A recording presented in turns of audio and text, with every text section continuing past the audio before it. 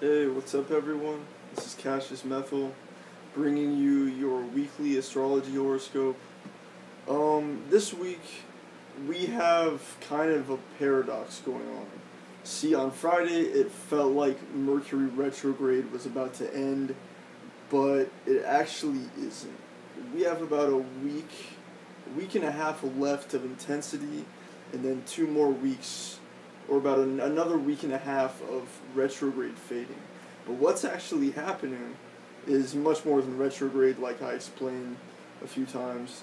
Mercury squared Neptune around last Thursday, Wednesday, around the 4th of June.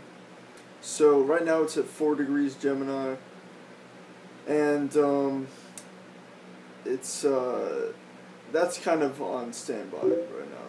But the main focus of the next few days is going to be Chiron square Mars and the Sun.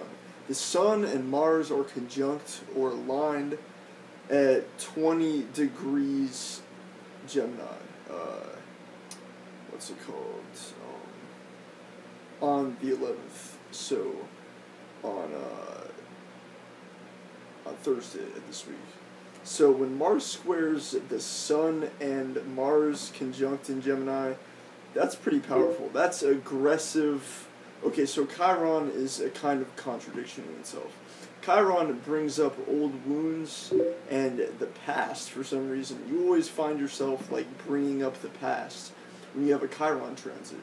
And if you add Mars and the Sun into the mix, a flamethrower, both of them conjunct, that's going to aggressively bring up the past, old wounds, but also you're going to meet people that are significant to your destiny in a powerful way.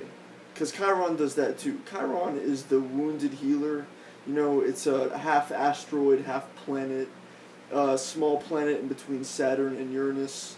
So this thing is kind of a contradiction. It does some weird things. Some people think that it's the actual planet of Scorpio and not Pluto. And some people think that it's kind of a karmic planet, like Saturn or the North Node, but that's not a planet. So I noticed that you meet people that are significant to your destiny during Chiron transits. So use this time this week to reflect and don't let yourself get into aggressive illusions, because that's still around this week. You could find yourself getting into aggressive illusions. You could find yourself frustrated with this frozen, kind of stagnant feeling. You gotta reflect this week. You gotta reflect, and you might find yourself meeting some people that end up significant to your destiny, especially if you converge over topics like astrology or some kind of meaningful topic like that. Not necessarily astrology, but anything. So, just lay low this week, and don't get frustrated when things go slowly. And also, this thing it's not going to be as bad as a Chiron square to Mars normally would be, because Jupiter is making its trine to Uranus this week. That's extremely positive. So in the next week and a half, 2 weeks, the influence of these negative aspects is going to fade, and Jupiter trine Uranus is going to be amazing. You're going to find your creativity being really stimulated, and it's going to be like a positive expansion of creativity and ideas, Aquarius Uranus themes being expanded by Jupiter. Your creativity, your output, your ideas, your thought, your creative thinking, stuff like that. But it all depends, of course, on your own sign and the personal, planets you have and the transits you're experiencing right now. The people that will be more affected by the Chiron transit are people born in early Gemini or late Pisces or late Virgo or late Sagittarius.